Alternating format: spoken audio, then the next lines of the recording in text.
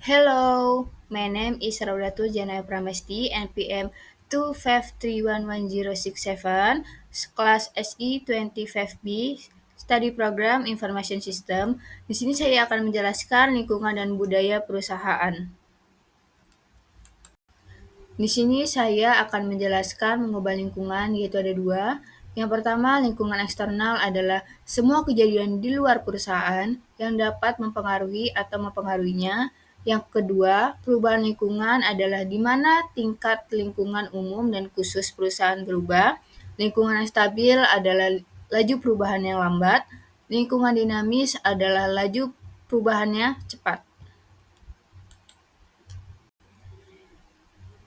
Teori keseimbangan adalah perusahaan melewati periode stabilitas yang panjang di mana perubahan bertahap terjadi, dan ini diikuti oleh periode singkat dinamis, perubahan mendasar, dan kemudian keseimbangan baru.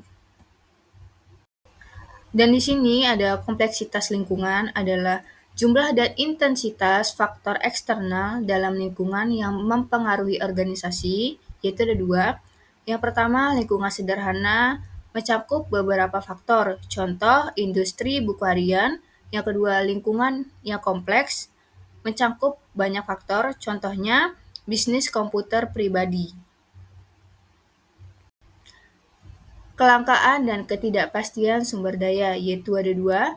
Yang pertama, kelangkaan sumber daya adalah kelimpahan atau kekurangan sumber daya organisasi yang penting dalam lingkungan eksternal.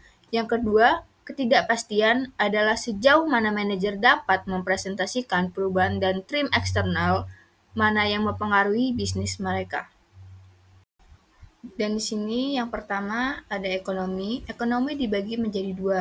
Yang pertama, pertumbuhan ekonomi menyediakan lingkungan yang menguntungkan untuk pertumbuhan bisnis.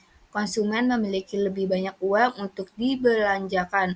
Yang kedua, mempengaruhi keputusan bisnis dasar, yaitu ada dua. Yang pertama, manajer memindai lingkungan ekonomi dan menggunakan statistik ekonomi dan indeks kepercayaan dan bisnis. Yang kedua, tunjukkan tingkat kepercayaan manajer tentang pertumbuhan bisnis di masa depan. Dan yang kedua ada teknologi. Teknologi dibagi menjadi tiga. Yang pertama, pengetahuan, alat, dan teknik yang digunakan untuk mengubah input menjadi output. Yang kedua, perubahan teknologi membantu perusahaan ada dua. Yang pertama, menyediakan produk yang lebih baik. Yang kedua, menghasilkan produk lebih efisien. Dan yang ketiga, harus digunakan secara efektif untuk meningkatkan produk atau mengurangi biaya.